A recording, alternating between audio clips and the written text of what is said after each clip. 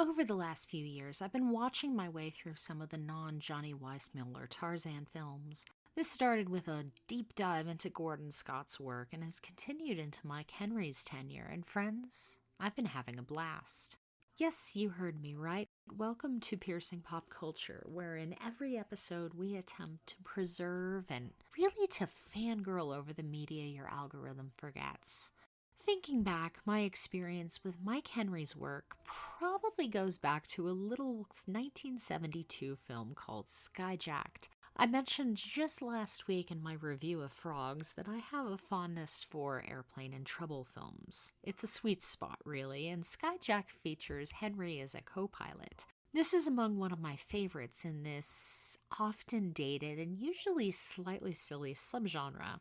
For those who might not be so familiar, Mike Henry stepped into the famous Tarzan loincloth for 3 films, beginning in 1966 with Tarzan in the Valley of Gold, and ending with 1968's Tarzan and the Jungle Boy. Looking at Tarzan's history on film, things were starting to slow down a bit at this point. Henry's films would lead into the late 1960s television show.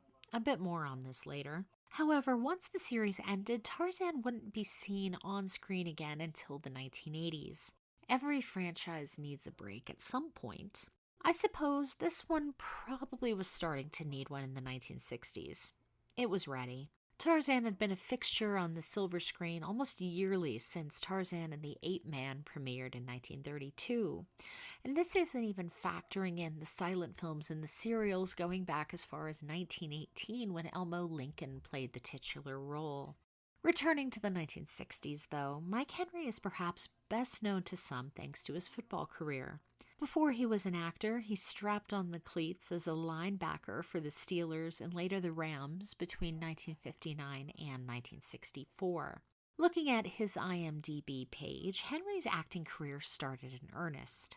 We're talking very earnest here. He's billed as, quote, Big Guy in a 1963 episode of The Adventures of Ozzie and Harriet. Later, he's listed as playing an uncredited role in Palm Springs Weekend. IMDb lists him as, quote, Doorman the same year.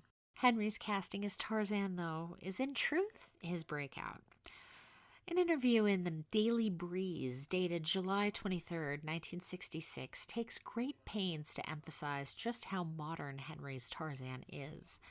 This is a Tarzan for the James Bond era. Mike Henry is quoted, "There is an audience cynicism involved with heroes today. My Tarzan believes in fighting evil in any way he can. When I kill them, they're dead." This hits straight at one of the most interesting facets in, so far, 2 of Henry's 3 Tarzan outings. It barely needs to be said that spies were hot in the middle of the 1960s. Dozens of television shows and movies had sprung to life in the wake of James Bond's 1962 cinematic debut. While there'd been, quote, intelligent Tarzans before, Mike Henry's Tarzan feels like the man from U.N.C.L.E. and Tarzan had a baby. And it is as strange as it sounds. This version of the character isn't living in a jungle treehouse clad only in a loincloth. Don't get me wrong, he finds the loincloth. He usually just takes a little bit of time. He begins the film in a suit, a well-tailored suit, as a matter of fact. I was left deeply reminded of the man from U.N.C.L.E. as I watched the openings of the first 2 films. Henry's Tarzan doesn't have a Bond budget, though. These are a little smaller, they're a little more restrained. It's not that they aren't cool, they're just TV cool. Interestingly, TV cool makes sense. A dive into the series' history shows that producer Cy Weintraub was anxiously looking to move Tarzan onto the small screen. Some might remember that Ron Ely eventually stepped into the famous loincloth in 1966 when Tarzan premiered on NBC for a 2-season run. A brief look over newspapers of the time reveals that Mike Henry was actually supposed to helm the TV show as well. However, it became clear by the fall of 1966 for Henry the bloom was off the rose. He was done playing Tarzan. He was over it. A Los Angeles Times article dated October 23, 1966 goes into some detail. Quote, "In the case of Mike Henry, the ex-football pro who made the last 3 Tarzan films was supposed to be the TV Tarzan. There is much bad blood between him and Cy Weintraub, the Tarzan producer. Mike has sued Cy 3 times, the last one being for a $75,000 bite, which Mike said Cheetah the chimp bit his cheek. The $75,000 bite is well documented in newspaper coverage going as far back as 1965. An October 25th, 1965 article in the Los Angeles Times describes Cheetah, quote, sinking her teeth into Henry's chin while filming Tarzan in the Great River. Henry reported missed a week of shooting to recover after what a December 2nd, 1965 article in the Daily News Post reported was 18 stitches to his face. Surprisingly, a July 23, 1966 article in the Daily Breeze turns the incident into a bit of a joke, writing, "The chimp was bitter over billing," Henry kidded. "Actually, the scar makes my face look lived in." The same article goes on to mention that Henry also suffered serious bouts of food poisoning 4 times during the shoot. Apparently, a Tarzan movie shoot isn't for the faint of heart. Ultimately, a look over Mike Henry's filmography shows us that television was by far and away his bread and butter. He jumped into another well-remembered film franchise in 1977, playing Junior in Smokey and the Bandit. Henry would return for the series' second and third installments in 1980 and 1983. The role is, admittedly, as much, if not more, discussed than his time as Tarzan. Mike Henry continued acting steadily until 1988 when, according to his 2021 Variety obituary, his health forced him to retire. Mike Henry passed away in 2021. At this point in my movie viewing, I've seen 2 of the 3 Mike Henry Tarzan films, with Tarzan and the Jungle Boy still eluding me. The 3 films were, impressively, shot one right after the other.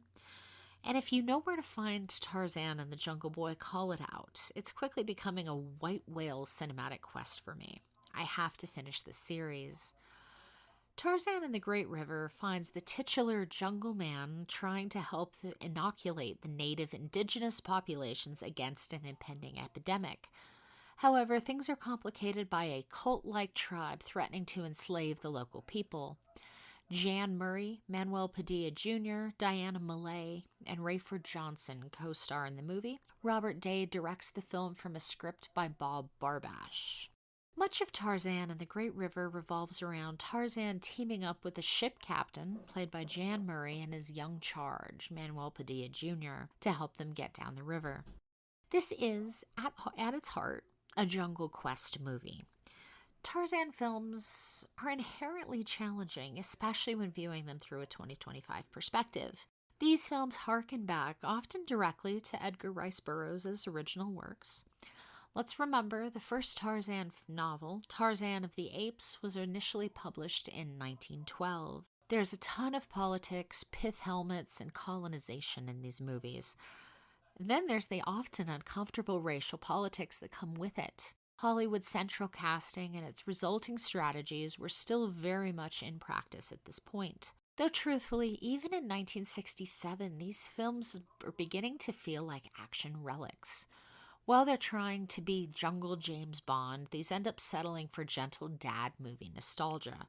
Director Robert Day comes to the film with a lot of Tarzan experience.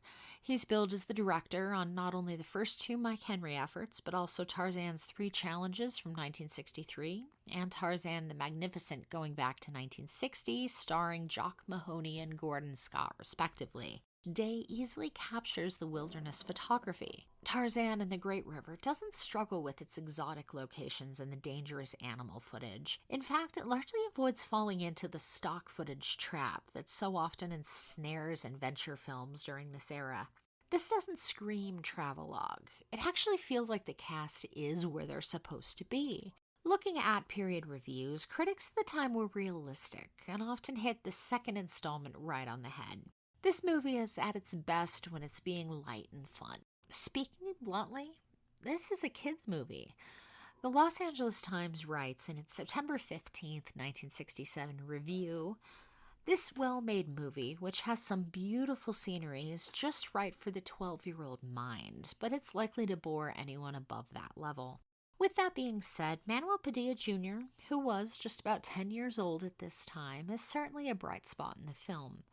In fact, he fits so well that he would rejoin the Tarzan team for the 1966 TV series. The youngster has the challenging task of playing off the always delightful Jan Murray for a good chunk of the film.